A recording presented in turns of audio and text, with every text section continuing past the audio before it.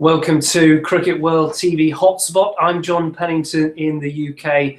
Chetan Narulu's not with us today, but I'm delighted to say that I've pulled in a last-minute substitute, my good friend Mayukh Bhattacharya, who joins us from Kolkata. Hello, Mayukh, and welcome to Cricket World Hotspot.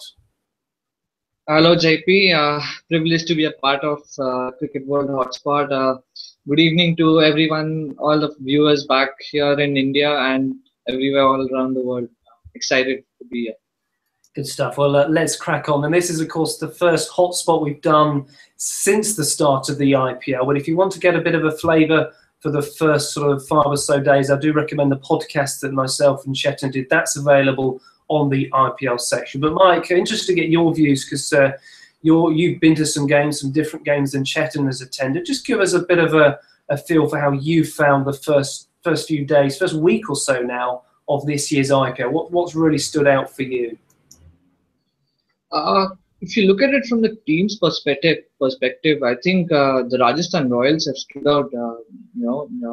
They're not known to have too many big players, but this year they have got Steve Smith, James Faulkner, Shane Watson, who's obviously injured.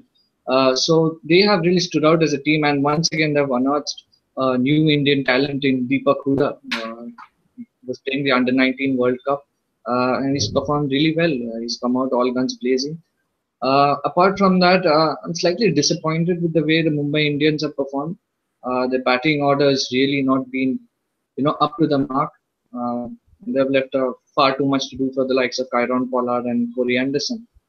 Delhi once again, they're just don't know how to win a game at the moment. 11 losses and counting, and apart from that, Chennai Super Kings once again the team to beat. Bangalore look a much more settled batting lineup with the likes of Badrinath and Bisla and Dinesh Karthik coming in. I went to the match between Kolkata Knight Riders and Royal Challengers Bangalore in the Eden Gardens last week, and that was a thriller, absolute thriller. Kolkata batted brilliantly, and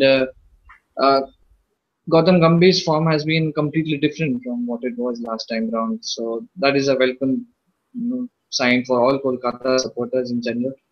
Sunil Narine with a slightly remodeled action is yet to make any impact. So maybe he's got some tricks up his sleeve. Apart from that, the match that day was really good. I mean, Bangalore looked down and out, in the first 10 overs or so, and it was uncharacteristic of Gale to just take singles. He was defending balls of Narayan and missed a few as well. So and then suddenly he went berserk.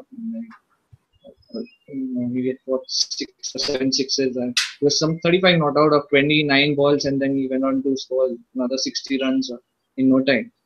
So yeah, that was really good. Level of cricket has been pretty good this week. Yeah, I think that's pretty important, Mark. It leads me on to my next sort of question, which is already it's been quite a dramatic start. We've seen quite a few very close games, a couple certainly involving Delhi. And the IPL just seems to throw that up, doesn't it? Always dramatic and lots of close games for us to really enjoy. And as you say, you've had the pleasure of getting along to Eden Gardens as well. Yeah, that is what, after the World Cup, I think in the World Cup, we saw a lot of one-sided matches, with 400 plus scores. But, apart from a couple of matches between the associate nations and one between Australia and New Zealand, there weren't close games as such. So, I think after the 2011 IPL, 2011 World Cup, the IPL wasn't as exciting because level of cricket in the World Cup prior to that was very good. But yeah, this time it seems to be a lot better, and people are excited about it. So looks to be an exciting few weeks ahead.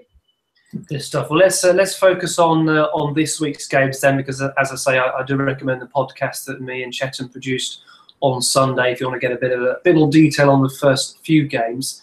We started the week with Sunrisers taking on the Royal Challengers Bangalore. And after Bangalore beat Kolkata, I certainly had this down as a Bangalore win, but it certainly didn't turn out that way. Just to give us your sort of analysis of that game for us, Mayukh. Quick come once again about the Bangalore versus Kolkata game.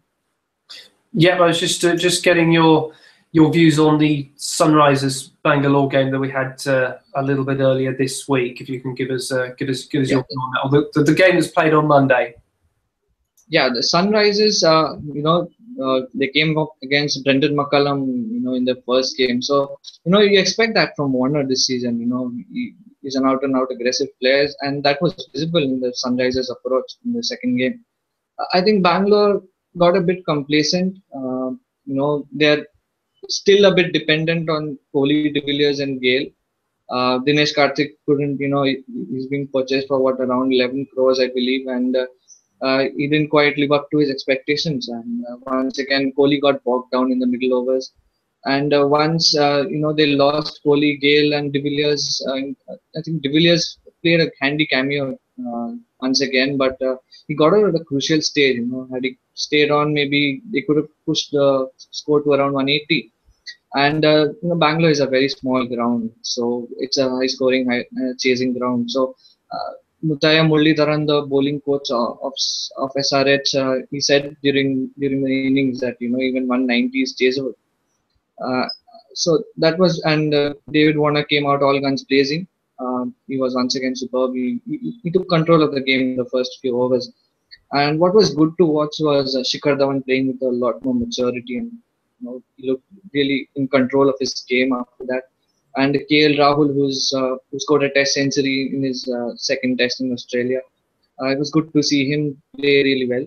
And he also looked, in good touch. So I think Sunrisers have a good chance this season of doing well. It's interesting sort of watching Bangalore because quite a few of our Cricket World contributors had actually gone for them to win the overall tournament. Mike, just to go back a bit, who would you have picked if I'd asked you that question before the tournament began? Who was going to win overall? See, Bangalore, I think, have underachieved a bit. They've been finalists twice, but they've really, failed to perform in the crucial games. So that is my. I think if you look at it, look at the present performance, purely based on form and everything, I think Rajasthan Royals would be my favorite. I know Rahul Dravid is the mentor; he's my favorite player, but this is an unbiased opinion. If you look at it from sheer balance perspective, they've got a variety of all-rounders, and Ajinkya Rahane gives them solidity at the top of the order. Then followed, we've got Steve Smith, who's in the form of his life, and I don't know if Shane Watson gets fit. I don't know whom he's going to come in for, because all the foreign players, including Chris Morris and Tim Southee, they've been really good, and the 43-year-old leg spinner is still going strong. So yeah, Rajasthan would be favorites for me. Chennai have been a bit slow to start with, but once again they also really have a very good team. We will always back them to make it to the final four, and they have good chances of winning. Yeah, Chennai were my tip before the whole thing got underway, Mike, and I'm reasonably happy with how they're going so far.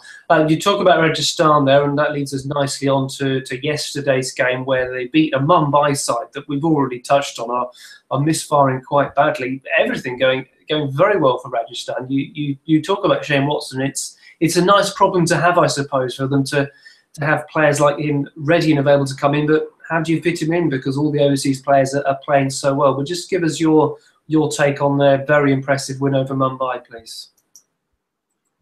I think they almost put themselves in a mess yesterday. They were in control, and had they got that wicket of Corey Anderson at that crucial moment where Dhaval Kulkarni got him out of a no ball, had that not happened, they would have probably been chasing 120, 130.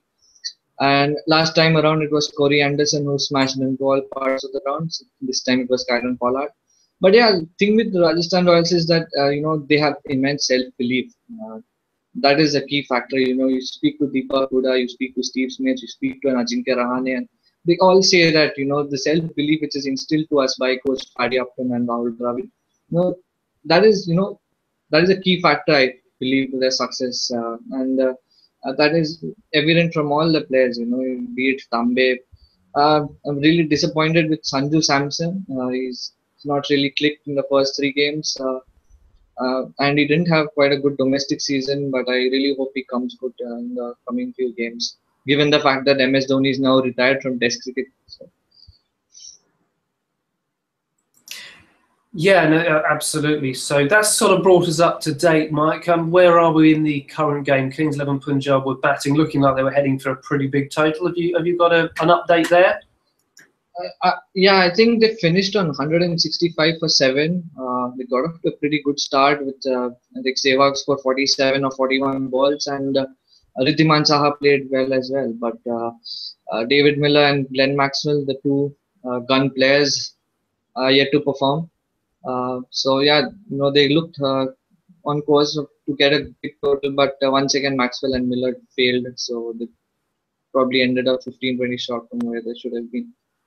Interesting. Well, I'm going to put you on the spot now because if you've watched any of our hotspots, you know I like to do this to Chetan, to Matt, to anybody else who has the fortune or misfortune, perhaps, to join me. Right, Delhi Daredevils, are they going to chase this total down whenever it ends up as and end that barren losing run? I would like to believe they will. Yeah, I think so. This 165 is pretty chaseable given the lineup. So. Good stuff. Well, Chetan will be pleased with that if they chase it down, of course, because he's based in Delhi. To finish off, Mark, I just want to maybe have a look ahead to some of the games coming up, and I have to be honest, I haven't got my fixture card. I know that we've got Chennai Mumbai coming up, but there's another game before that, I think, with the Sunrisers in action. Can you just give us a little bit of a look ahead to a couple of games coming up and maybe a prediction? I think the Chennai-Mumbai game is going to be a crucial one for Mumbai. Yes, they lost 5 in the last season, first 5 matches, in fact, in the last season, they still managed to make it to the qualifiers. But I think this is going to be a crucial game because the Mumbai top order really needs to come good. They can't rely on numbers 5 and 6 and 7 to bail them out throughout the tournament. Rohit Sharma, he's got a couple of ducks after his 98.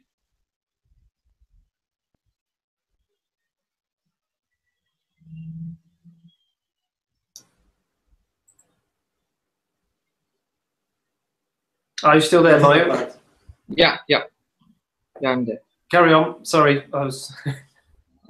So yeah, I think the top order, Mumbai's top order really needs to come good, and even Suresh Raina is yet to fire. So looking forward to him getting a big score. And what else do we have? Fixtures. There's. Is it Sunrisers Rajasthan tomorrow? Yeah, Sunrisers Rajasthan tomorrow. I think that is going to be a cracker of a contest. The Sunrisers look really good, and they'll be playing at home against the informed Royals. I think it should be a good game tomorrow. I'm still backing the Royals to win, but yeah, it should be a good contest. And then we have, I think, the Sunrisers taking on Delhi after that, and the Kings 11 taking on Kolkata. So now Delhi have a stiff task ahead.